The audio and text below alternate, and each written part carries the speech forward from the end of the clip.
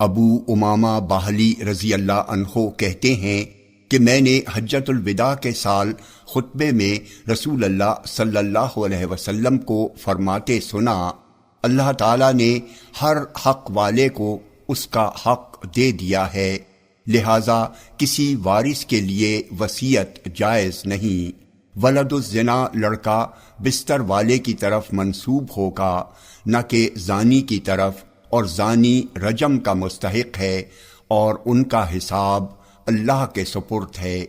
جس نے اپنے باپ کے علاوہ کسی دوسری طرف نسبت کی یا اپنے موالی کے علاوہ کی طرف اپنے آپ کو منسوب کیا، اس پر قیامت کے دن تک جاری رہنے والی لعنت ہو۔ کوئی عورت اپنے شوہر کے گھر سے اس کی اجازت کے بغیر خرچ نہ کرے۔ عرض کیا گیا، اللہ کے رسول، کھانا بھی نہیں؟ آپ نے فرمایا، یہ ہمارے مالوں میں سب سے بہتر ہے، یعنی اس کی زیادہ حفاظت ہونی چاہیے۔ پھر آپ نے فرمایا، عاریتاً لی ہوئی چیز واپس لوٹائی جائے گی، منہا واپس کی جائے گی، قرض ادا کیا جائے گا، اور ضامن ذمہ دار ہے۔ جامع ترمذی حدیث نمبر 2120۔ یہ حدیث صحیح ہے۔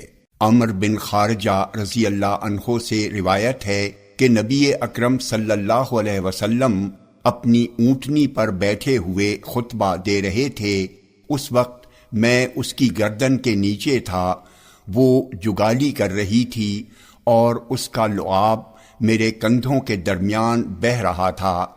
آپ نے فرمایا، اللہ تعالیٰ نے ہر حق والے کا حق دے دیا ہے، کسی وارث کے لیے وصیت جائز نہیں۔ ولد الزنا لڑکا بستر والے کی طرف منسوب ہوگا، اور زانی رجم کا مستحق ہے۔ جو شخص اپنے باپ کے علاوہ کی طرف نسبت کرے یا غلام اپنے مالکوں کے علاوہ کی طرف اپنے آپ کو منسوب کرے، انہیں ناپسند کرتے ہوئے اس پر اللہ کی لعنت ہے۔